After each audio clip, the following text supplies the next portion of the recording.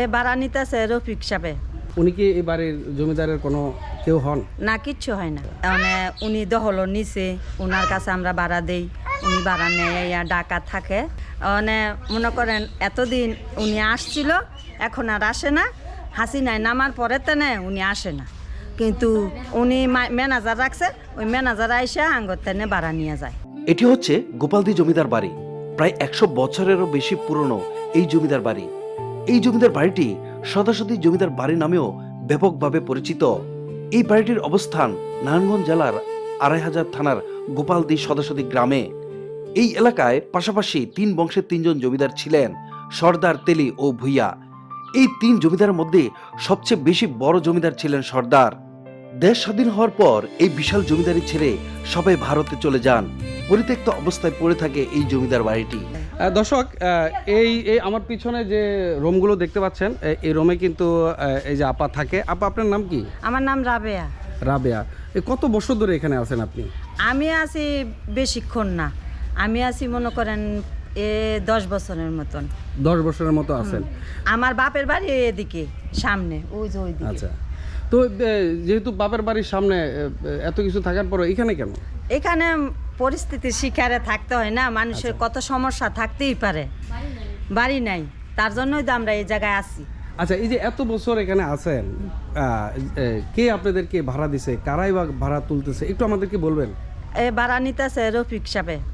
রফিক সাহেব, উনি কি এই বাড়ির জমিদারের কোনো কেউ হন? না, কিচ্ছু হয় না। উনি কি এলাকার কি? এলাকার মানে মনে করেন একজন ভালো ব্যক্তি, মান্যবান ব্যক্তি।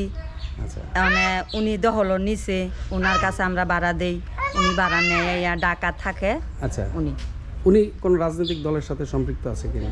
যা শুনেন, রাজনীতি যখন থাকবই, রাজনীতি ছাড়া তো মানুষ চলে না। এক দল না এক দল তো থাকতেই পারে। মানে মনে করেন এতদিন উনি আসছিল, এখন আর আসে না।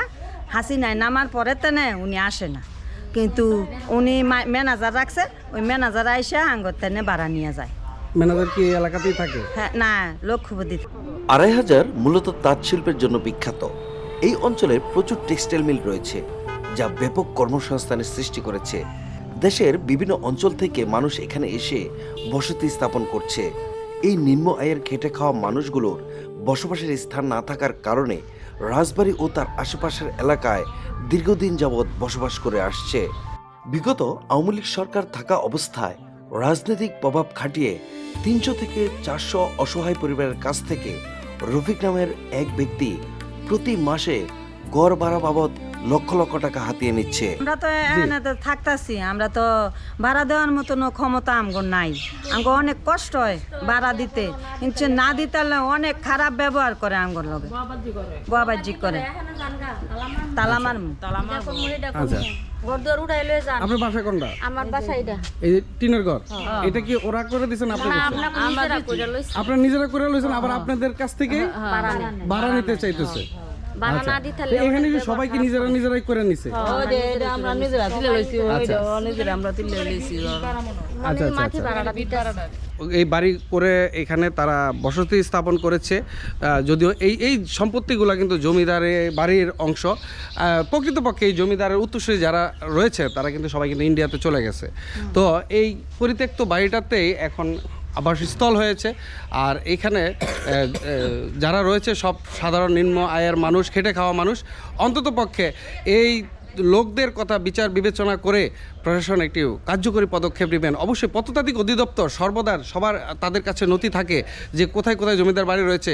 আশা করি আপনাদের নজরদারিতে যখন এই বাড়িটি যদি আসে, আমাদের সবার এই এলাকার মানুষের কামনা হচ্ছে যে এই বাড়িটিকে সংস্কার করে একটি পর্যটক এরিয়া হিসেবে এখানে ঘোষণা দিবেন, এবং এই জমিদার বাড়িটিকে যারা প্রভাব বিস্তার করে তাদের ব্যাপারে, তারা যদি অপরাধী হয়ে থাকে তাদের ব্যাপারে আইনানুগ ব্যবস্থা নেবেন, সেই আশাই করছি।